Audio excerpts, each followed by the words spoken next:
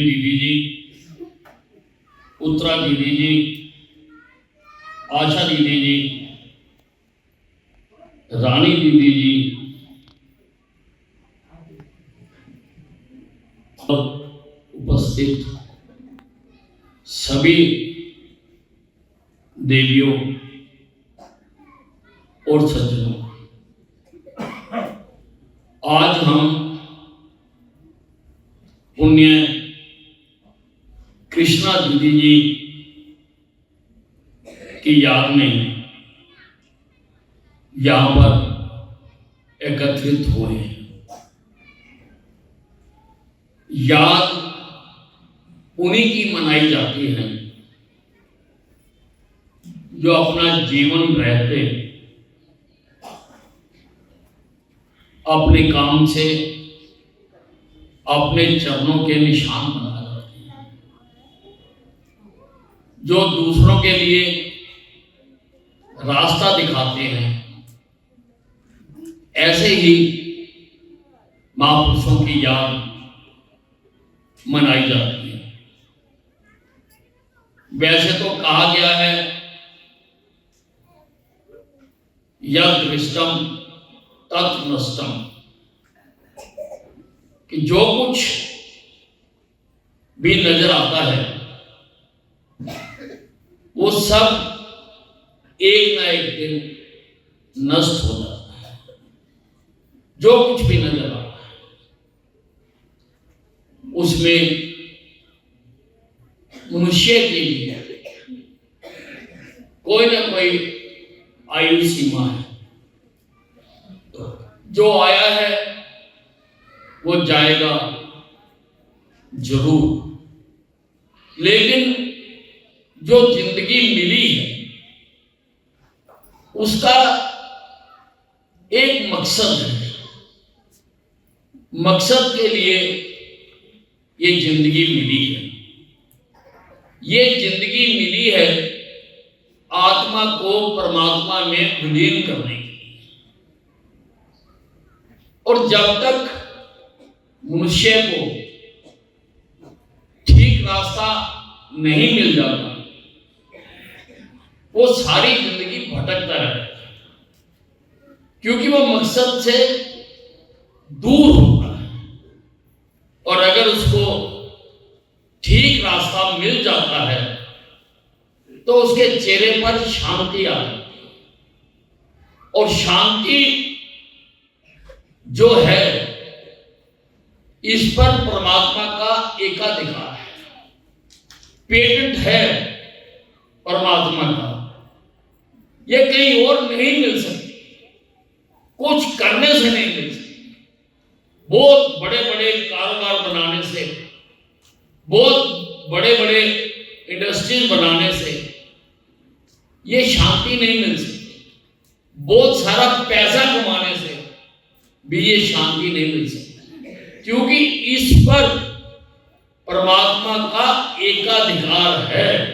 ये शांति उसी को मिलती है जिसने परमात्मा को पहचान लिया, जिसने परमात्मा को समझ लिया, जिसने परमात्मा के लिए ठीक रास्ता चुन लिया, उसी को शांति मिलती है। कृष्णा दीदी जी से मैं कई बार मिला हूं और मैंने उनके चेहरे पर हमेशा शांति का और खुशी का भाव देखा है। हमेशा उनसे मिलने पर बहुत ठंडक महसूस होती थी, पूरी तरह से जैसे परमात्मा के गुण हैं वैसे गुण उनमें से झलकते थे। उनमें से और उनके पास आकर उन गुणों की जो तेज है उसमें स्नान करने का मौका मिलता था, उसमें नहाने का मौका मिलता था उनके पास आकर।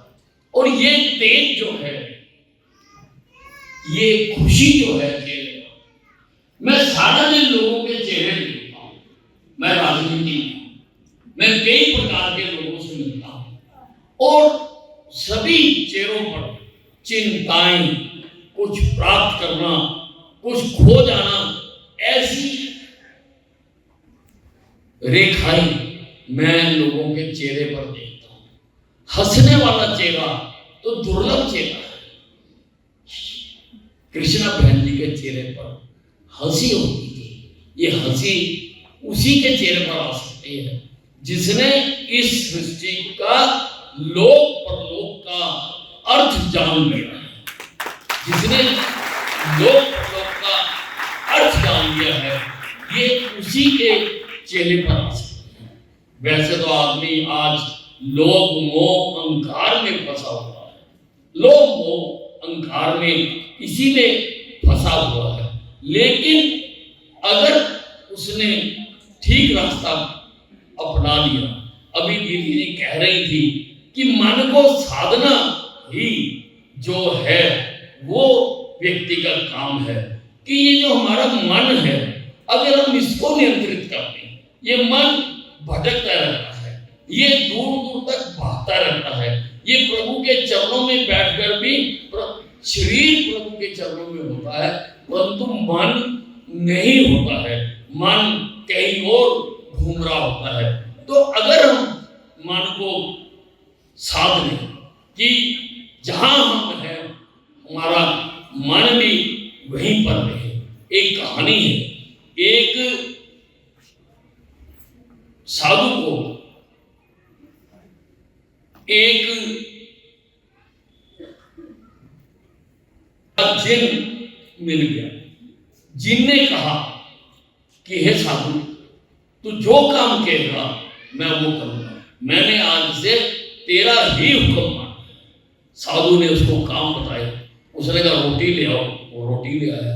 उसने कहा कपड़े ले आओ, वो कपड़े ले आया। उसने जो जो चीज के वो ले आया और साधु भूल गया।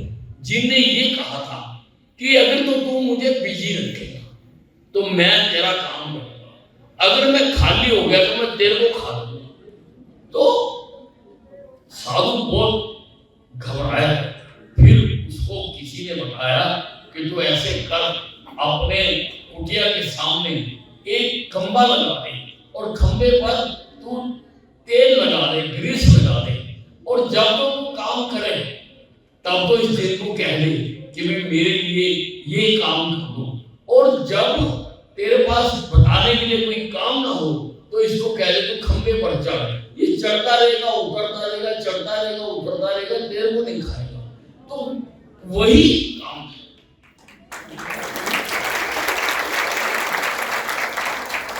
वही काम है कि अपने ईश्वर को, अपने परमात्मा को आप याद करें, आप उसको हर समय याद करते रहें तो वो आपके सारे काम अपने आप कर देगा।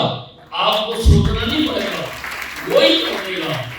आप अपने काम करिए और जब समय मिले तो अपने मन को परमात्मा में रखें, परमात्मा को याद करें, शिव बाबा को याद करें, अपना मन पूरी तरह से उसमें लगाकर रखें। एक बात और कही गई है, श्री कृष्ण ने कहा है गीता, उन्होंने कहा है कि सजा उसको मिलती है जो काम करता है। हमारा सिद्धांत भी यही है। हमारे इस युग में भी जो कोर्ट्स हैं जहां और लोग हैं, सजा उसी को। उन्होंने कहा तेरे को सजा इसलिए मिलती है कि तू मानता है कि मैं काम करता। अगर तू ये मान ले कि मैं तो कुछ नहीं, मैं तो कुछ पुरानी हूं, मेरे से जो कुछ होता है वो परमात्मा करता है, तो फिर सजा मैं भुगतूंगा, तो उससे मुक्त हो जाएगा। तेरे को कोई उसमें जो है चिंता करने की जरूरत नहीं। कुछ लोग भटकते हैं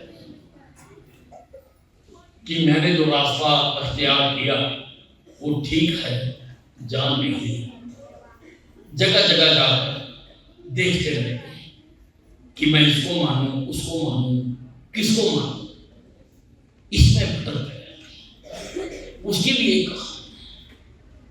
एक बार एक साधु जंगल में जा, एक जगह उसको बहुत भाई उसने कहा मैं यहाँ बैठकर ध्यान लगाऊं तो मेरा ध्यान अच्छी तरह से लगेगा, क्योंकि यहाँ शांति है, कोई भी व्यवधान नहीं है। तो वो ध्यान में बैठ गया। उसके पास ही एक धोबी काट था, वहां धोबी कपड़े धो रहा था, और जब वो कपड़े धोने के लिए पटक कर मारता था तो उसका ध्यान टूट जाता था। उस साधु ने उस धोबी को जाकर कहा, अरे धोबी, मैं ध्यान लगा रहा हूं, तू थोड़ी देर शांति कर ले। धोबी ने कहा, मैं कपड़े धो रहा हूं, मैंने और भी काम कर रहे हैं, तू ध्यान कहीं और जाके लगा ले। ऐसा करते करते उन दोनों में झगड़ा हो और धोबी ने उस साधु को पीट दिया।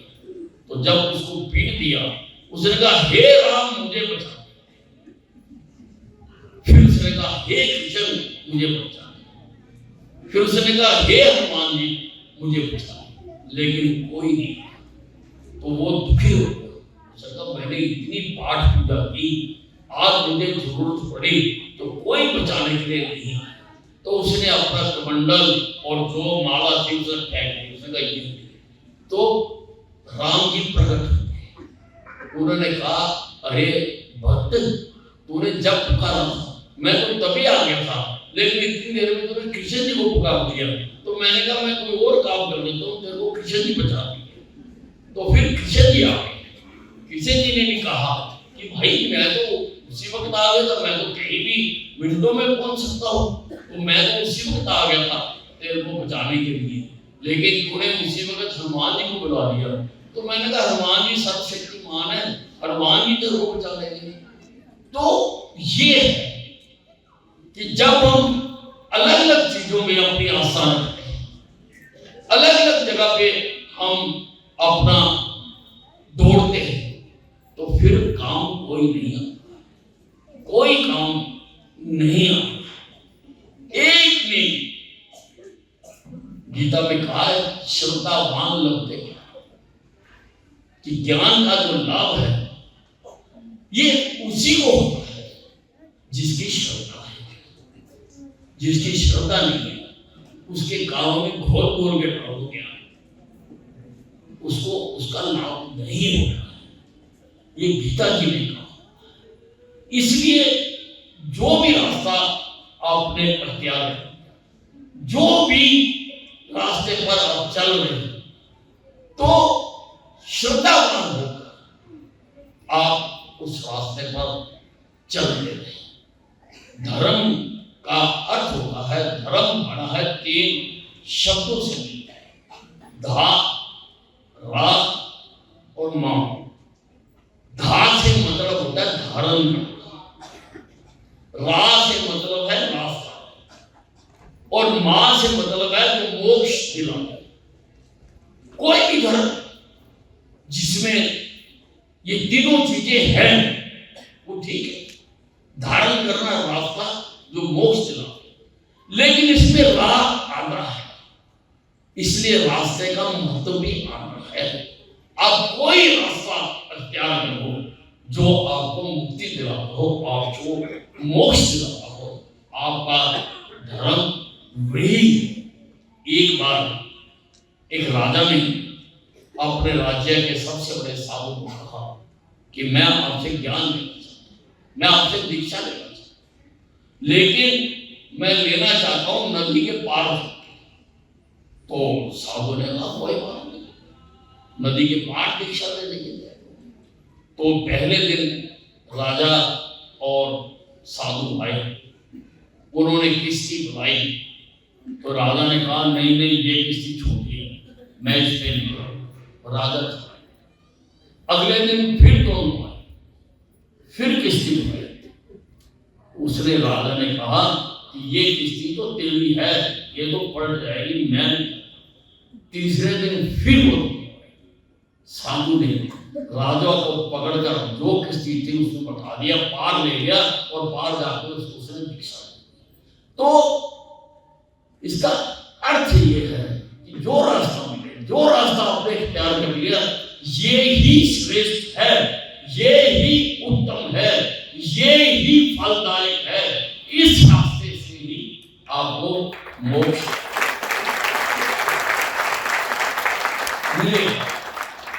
कंडीशन ये है कि आपको इसमें आस्था रखनी पड़ेगी और आप सब आस्था रखते हैं। इतने लोग आपने सारे हिंदुस्तान में अभी बताया कि 5000 सेंटर हैं सारे हिंदुस्तान में और सब जगह पर आप शांति जो है वो प्राप्त करने के लिए शांति फैलाते हो।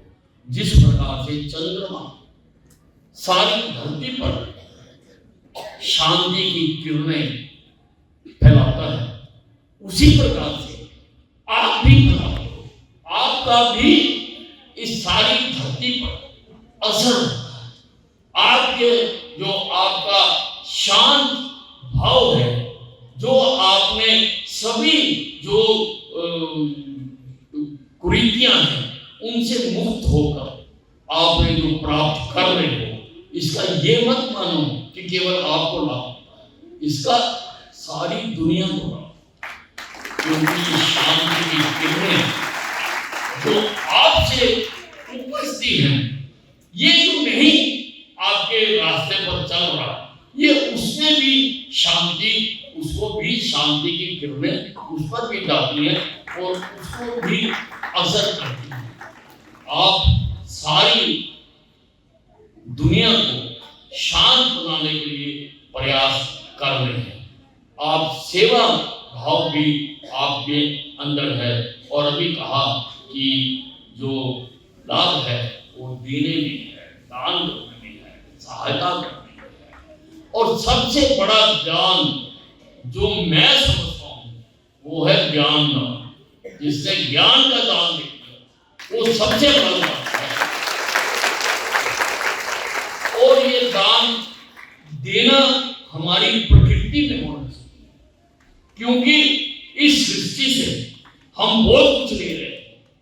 हम धूप ले रहे हैं, हवा ले रहे हैं, पानी ले रहे हैं, हम लोगों का सत्कार भी ले रहे हैं, हम लोगों की दया भी ले रहे हैं, लोगों की सहायता भी ले रहे हैं, तो हम देते कुछ नहीं। एक बार राही एक नदी के किनारे गया, उसने नदी का जल पिया, जल बहुत मीठा। उसने नदी को कहा, ये नदी तेरा जल इतना मीठा क्यों है? नदी ने कहा, मेरे पास समय नहीं है, मैंने बहुत दूर जाना है, तू जाके सागर से। राही सागर के पास गया, उसने सागर का जल पिया, वो कड़वा था। उसने सागर से पूछा, हे सागर, नदी का जल मीठा और तेरा जल इतना कड़वा क्यों है? उसने कहा, नदी इस हाथ लेती है और उस हाथ दे देती है, इसलिए नदी का जल मीठा है। मैं लेते ही लेता हूं, इसलिए मेरा जल कड़वा है। इसलिए अपने जीवन को मीठा बनाने के लिए हमें भी कुछ न कुछ इस सृष्टि को देना चाहिए। और मैंने जैसे कहा, ज्ञान सबसे बड़ा काम है जो आप कर रहे हो और लोगों को सिखा रहे हो, ज्ञान दे रहे हो। और ज्ञान दान सबसे बड़ा दान है और आप उसको बांट रहे हो। और कृष्णा दीदी ने तो बहुत ज्यादा यहाँ पर भ्राताओं को, बहनों को उन्होंने ज्ञान बांटा है। और जो आज उस ज्ञान के रास्ते पर चल भी रहे हैं, आज मैं कृष्णा दीदी को, और आज अंतर्राष्ट्रीय महिला दिवस, आज सारे विश्व में जिन महिलाओं ने अपने जीवन में कोई ना कोई श्रेष्ठ कार्य किया है, आज उसको याद किया। और आज हम ज्ञान के इस स्रोत को आज हम याद कर रहे हैं, क्योंकि उन्होंने इस दिशा में बहुत काम किया। आज सरकारें भी सारी आज अंतर्राष्ट्रीय महिला दिवस पर बहुत कुछ कर रही है। हमारा सौभाग्य है कि हमारे देश की जो सुप्रीम है वो भी एक महिला है, राष्ट्रपति हमारी महिला है। दिल्ली की मुख्यमंत्री भी हमारी महिला है। और आज चंडीगढ़ में, हरियाणा में 35 श्रेष्ठ महिलाओं जिन्होंने अलग अलग क्षेत्र में कार्य किए हैं, आज उनको सुषमा स्वराज अवार्ड से नवाजा जा रहा है। आज उनको प्रेरित किया जा रहा है, महिलाओं को प्रेरित किया जा रहा है कि आज महिलाएं किसी भी तरह से पुरुषों से पीछे नहीं है। आज वो पुरुषों के साथ कदम से कदम मिलाकर आगे बढ़ रहे हैं और इस देश को जो लक्ष्य रखा गया है कि 2047 तक विकसित भारत बनाना, उसमें महिलाओं का भी बहुत बड़ा योगदान होने वाला है और महिलाएं भी उसमें बहुत बड़ा योगदान देगी। सभी सरकारें महिलाओं के लिए कर रही हैं। हमारी सरकार ने भी महिलाओं को, जो गरीब महिलाएं हैं, जो गरीबी रेखा से नीचे रहती हैं, उनको 21 रुपये महीना देने का फैसला किया है। कोई भी महिला होगी, उसको उसका धन कुछ हो, जाति कुछ हो, लेकिन वो गरीबी रेखा से नीचे हो, उसको ये 21 रुपया मिलेगा। उससे महिलाएं अपने जीवन को अच्छे ढंग से चला सकेंगी। मैं कृष्णा दीदी को अपने दिल की गहराइयों से मैं आशीर्वाद देता हूँ। और अभी बहन जी कह रहे थे कि माउंट आबू जाने के लिए, और मैं आपको बताना चाहता हूँ कि मैं माउंट आबू हो आया और मैंने वहां पर जो तेज है उसको एहसास किया। मैंने जब वहां पर शांति की तरंगे बह रही है, मैंने उसको एहसास किया है। मैं माउंट आबू हो आया था, आपने कहा था तो मैंने उसको गांठ मार दी थी कि मैंने कहा और वहां पर जो तेज है, जो शांति है, जो वहां से एक ऊर्जा उत्पन्न हो रही है, मैंने उसको एहसास किया। मैं कृष्णा बहन जी को अपने दिल की गहराइयों से मैं आशीर्वाद देता हूँ। धन्यवाद।